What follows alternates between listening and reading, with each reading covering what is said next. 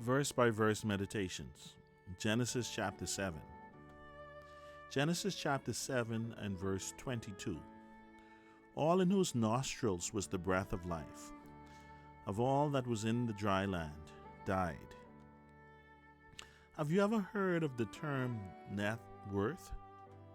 This is a financial measurement of all the value of all your earthly possessions, but after you were to theoretically pay off everything that you owe. I use the word theoretically because the majority of persons that are currently working or not working do not have enough earthly assets to satisfy all of their creditors. So when you owe more than you own, your net worth will actually be a negative value. This means that some of us have less than $0 to our name.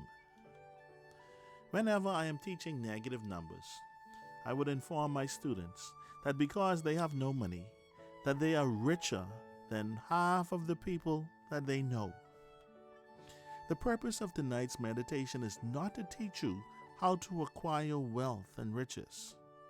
Should you need good financial advice, there are sound financial principles that can be followed to get out of debt.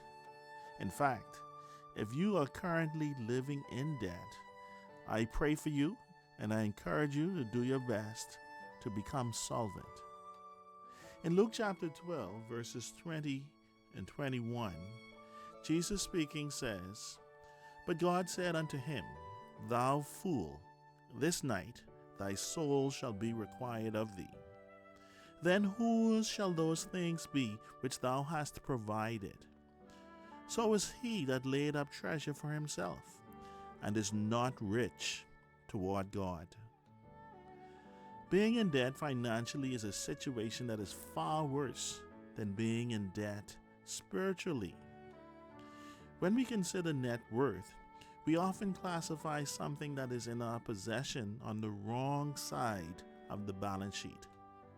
We tend to assume that God's breath belongs to us, when in actual fact, it belongs to God.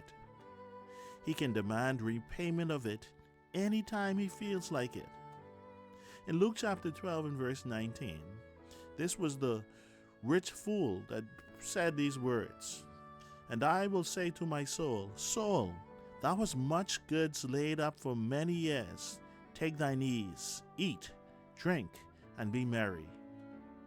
The rich fool did not factor God into any of his plans. So why should God factor us into any of his plans if our lives resemble that of the fool? In James chapter 4 and verse 14, "For whereas ye know not what shall be on the morrow, for what is your life? It is even a vapor that appeareth for a little time, and then vanisheth away."